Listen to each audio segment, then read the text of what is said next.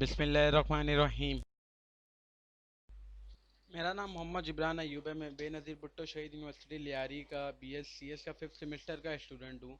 आज का जो हमारा सब्जेक्ट है वो है नेटवर्क सिक्योरिटी, कि हम अपने नेटवर्क को किस तरह हैकर्स से, साइबर अटैक्स वगैरह से सिक्योर कर सकते हैं ताकि हमारी इंफॉर्मेशन ज़्यादा से ज़्यादा सिक्योर रहे।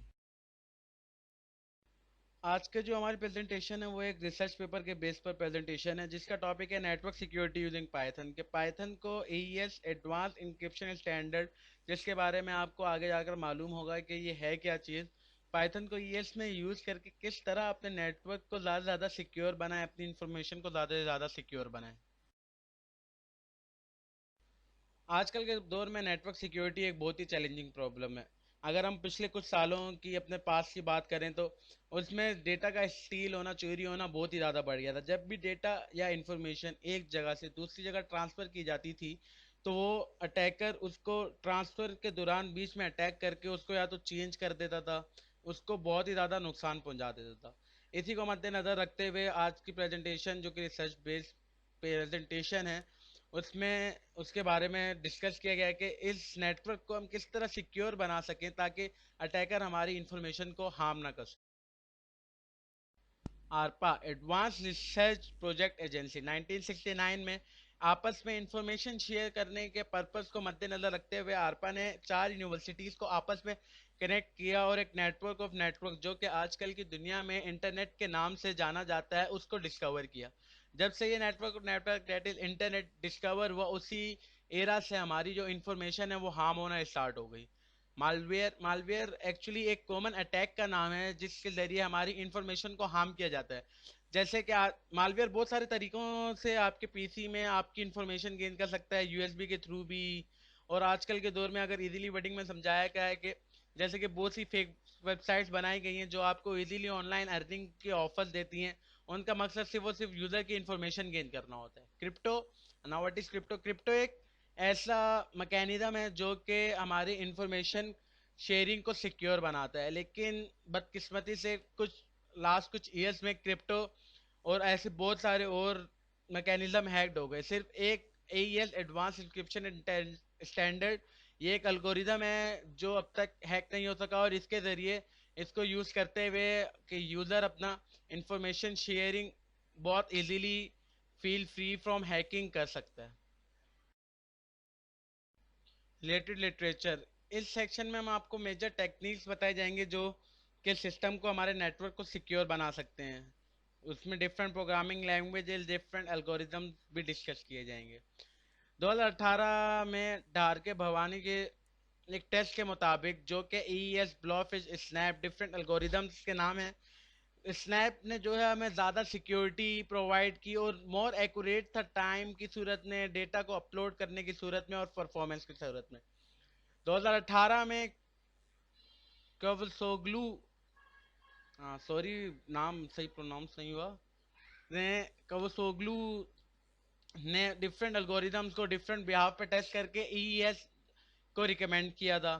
उसके अलावा डिफरेंट रिसर्चर्स, डिफरेंट लोग different security like image security etcetera वगैरह पे टेस्ट कर रहे थे। तो 2017 में ली ने एक कमिटमेंट पास की थी, क्लाउड स्टोरेज को सबसे ज़्यादा प्रोटेक्शन की ज़रूरत है, क्योंकि जितना भी क्लाइंट्स डेटा और फाइल्स जो कुछ भी है हमारी स्टोर की जाती हैं वो हमारी क्लाउड पर की जाती हैं। तो सारे सबको मद्देनजर रखते हुए कि ओवरऑल एवरेज के मुताबिक AES को सबसे बेस्ट करार दिया गया, और AES को अब किस तरह हम ज़्यादा सिक्योर बना सकते हैं यूजिंग पाइथन, वो हम आगे इसमें डिस्कस करेंगे।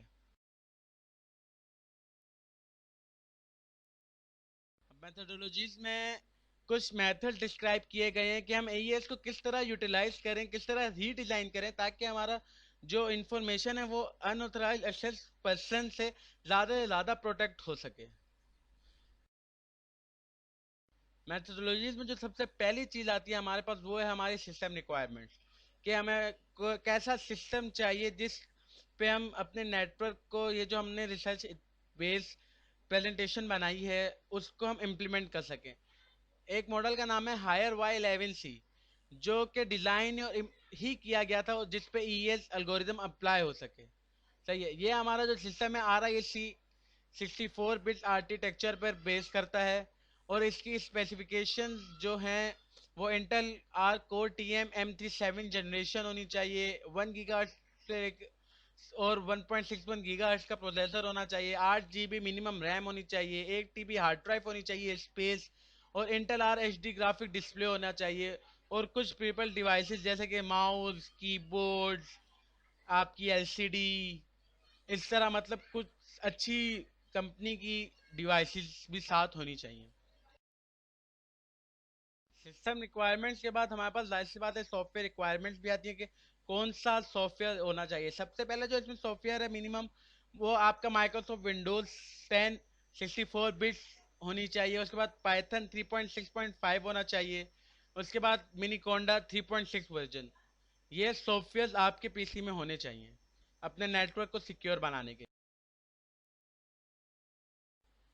Advance encryption attendance AES, US government ने सिक्योरिंग इंफॉर्मेशन के पर्पस को रखते हुए AES को चूज किया गया था, जो कि एक सिमेट्रिक की क्रिप्टोग्राफी है। और 1977 में NIST national institute of standards and technology ने AES की डेवलपमेंट स्टार्ट कर दी थी। एक एल्गोरिदम डेज, उस पर ब्रूट फोर्स अटैक के बाद रिसर्चर्स ने एईएस को क्रिएट करना स्टार्ट कर दिया था। एईएस को अक्सर डेटा इंक्रिप्शन एल्गोरिदम भी कहा जाता है।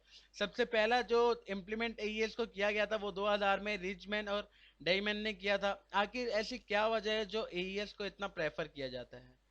उसके क्योंकि ये 128 bit block of cipher block भी हैंडल कर सकता है। ये 128 192 256 बिट तक की कीज साइज इसमें मौजूद है। ये अटैक को रिजिस्ट कर सकता है।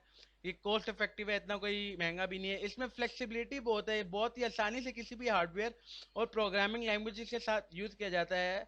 इसी वजह से आज की प्रेजेंटेशन में भी हमने पाइथन को एईएस एल्गोरिदम के साथ ही यूज किया गया है।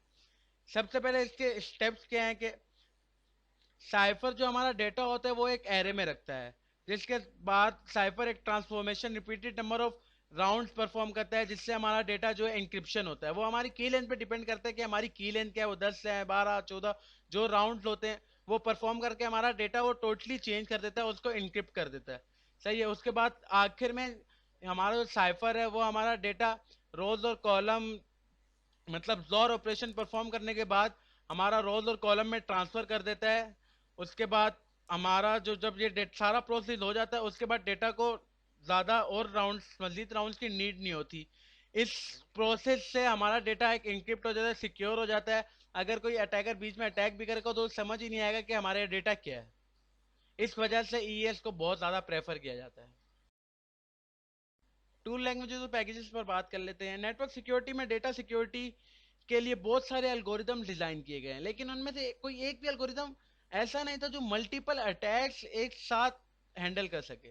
सही है। बहुत सारी प्रोग्रामिंग लैंग्वेजेस हैं, लेकिन इस लैंग्वेजेस में हमने पाइथन जो कि एक हाई लेवल प्रोग्रामिंग लैंग्वेज है उसको मिनी कोंडा और पाइक्रिप्टी के साथ हमने यूज किया है डेटा को सिक्योर और नेटवर्क को सिक्योर बनाने के लिए। सबसे पहले हम पाइथन जान लेते हैं कि पाइथन क्यों चूज की। क्योंकि इसमें पाइथन में बहुत सारी एबिलिटीज हैं। डेटा स्ट्रक्चर को बिल्ड करने की एबिलिटीज हैं। ये डायनामिक बाइंडिंग कर देता है, इसमें टाइपिंग इजी है। ये अच्छी मतलब creative web application development web development बना देता है।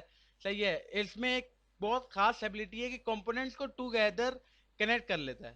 सही है। पाइथन एक ऑब्जेक्ट ओरिएंटेड प्रोग्रामिंग लैंग्वेज है जो कि इंटरप्रेटेड इंटरप्रेशन पर डिपेंड करती है। इंटरप्रेटेड होता क्या है कि वो लाइन बाय लाइन ट्रांसलेशन करती है। सही है। पाइथन का साइंटिक्स जो है बाकी प्रोग्रामिंग लैंग्वेजेस से बहुत ही ज्यादा आसान है, जो कि इजी टू अंडरस्टैंड भी है। सही है। जब भी हमारा परफॉर्म कर रहे होंगे हम अपनी इंक्रिप्शन, तो पाइथन का जो साइंटिक्स है वो हमें बहुत इजीली हम आसानी से लिख सकते हैं। इस वजह से हमने पाई क्रिप्टो को इंस्टॉल करने के दो तरीके हैं। अच्छा, सबसे पहले पाई क्रिप्टो जान लेते हैं। क्या पाई क्रिप्टो एक पाइथन का क्रिप्टोग्राफी टूल किट है जिसमें बहुत सारे हैश फंक्शन के कलेक्शन है और इंक्रिप्शन एल्गोरिदम्स पाए जाते हैं। सही है। इसको हम किस तरह, सबसे पहला अगर तरीका मैं बताऊं तो इसको सिंपली हम इंस्टॉल कर सकते हैं पाइथन सेटअप डॉट पाई बिल्ड का। सबसे पहले उसको रन करेंगे, उसके बाद पाइथन सेटअप को रन करेंगे। सही है। इस तरह पाई क्रिप्टो हम इंस्टॉल कर सकते हैं। दूसरा तरीका क्या है, मिनीकोंडा को यूज करते हुए भी हम पाई क्रिप्टो को इंस्टॉल कर सकते हैं। हमें सिंपल कोंडा इंस्टॉल पाई क्रिप्टो एनाकोंडा प्रॉम्प्ट पे, जो कि मिनी कोंडा का प्रॉम्प्ट है, उस पर कमांड ये रन करनी है। इसके थ्रू हमारा सारा पाई क्रिप्टो इंस्टॉल हो जाएगा। दूसरी जो मैंने मिनी कोंडा वाली आपको आपको बताया वो बहुत ज़्यादा कम टाइम लेगा बनिस्बत पहले मेथड से। अब आ जाते हैं इसके रिजल्ट पे। जो भी हमने प्रेजेंटेशन डिस्कस की है, डिफाइन की है, उसका रिजल्ट क्या है, सही है। जो अगर हम इस तरह ईएस को रीबिल्ड करेंगे पाइथन से यूज करते हुए, तो हमारी जो भी क्रूशियल इंफॉर्मेशन है वो बहुत ज़्यादा इंक्रिप्ट हो जाएगी, अनऑथराइज पर्सन से बहुत ज़्यादा दूर हो जाएगी, और सिर्फ इसको वही डिक्रिप्ट कर सकेगा जो ऑथराइज पर्सन होगा ओनली, सही है। जो इंक्रिप्टेड जिसने, जैसे बिलफर्ज अगर मैंने डेटा इंक्रिप्ट किया, मैंने किसी दूसरे बंदे को डेटा डिक्रिप्ट करने के लिए रखा है, तो मैं उसको की दूंगा सिर्फ वो ही सिमेट्रिक की से उसको डिक्रिप्ट कर सकेगा और उसको अंडरस्टैंड कर सकेगा जो मैंने इन्फॉर्मेशन भेजी है वो उसका असल में मकसद क्या है। इस वजह से पाइथन को हमने ईएस पे अप्लाई किया ताकि ईएस और आसान हो जाए। अब आ जाते हैं हम पूरी प्रेजेंटेशन के कंक्लूजन पे। तो ये क्रिप्टोग्राफी में एक्चुअली दो मेजर पार्ट्स होते हैं, एक होता है इंक्रिप्शन, एक होता है डिक्रिप्शन, सही है। इंक्रिप्शन जो हमारा होता है, जो भी हमारा सिंपल टेक्स्ट की इन्फॉर्मेशन है जैसे एबीसी मैंने लिखी, उसको इनकोडिंग टेक्स्ट में मतलब स्पेशल कैरेक्टर्स नंबर्स वगैरह में मिक्स करके, सही है, जिसको हम साइपर टेक्स्ट कहते हैं, उसमें बदल देता है ताकि कोई भी दूसरा पर्सन, अटैकर, उसको समझ ना पाए कि हमने लिखा क्या है। अब दूसरी जो चीज है डिक्रिप्शन, डिक्रिप्शन उसी को जो कन्वर्ट हुआ हुआ टेक्स्ट होता है उसको वापस सिंपल टेक्स्ट बेस ले आता है ताकि इजीली हम अंडरस्टैंड कर सकें। ये असल में हम यूज क्यों करते हैं, ताकि जो अटैकर है हमारा वो अगर इंफॉर्मेशन पे अटैक कर भी ले तो उसको समझ नहीं आए कि ये डेटा है क्या। इस वजह से हम ये चीजें यूज करते हैं, सही है। और एईएस हमें बहुत ज्यादा फैसिलिटी प्रोवाइड करता है ये चीजें आसानी से करने के लिए। रेफरेंसेस पे आ जाते हैं। रेफरेंसेस हमारा एक्चुअली इसलिए ज़रूरी होता है कि आगे जाके कोई भी कॉपीराइट इशू ना आए हमारे पास। हम लोग ने जैसे बहुत सारे रिसर्चेस पढ़ी हैं, बहुत सारी किताबें हैं, रिसर्च पेपर्स पढ़ने के बाद उन सबके रेफरेंसेस दिए गए हुए हैं, सही है। रेफरेंसेस को आप लोग देख भी सकते हैं। तो इसको देते हुए हमने ये रिसर्च पेपर बनाया, ये प्रेजेंटेशन बनाई और इसको पब्लिश किया। Thank you.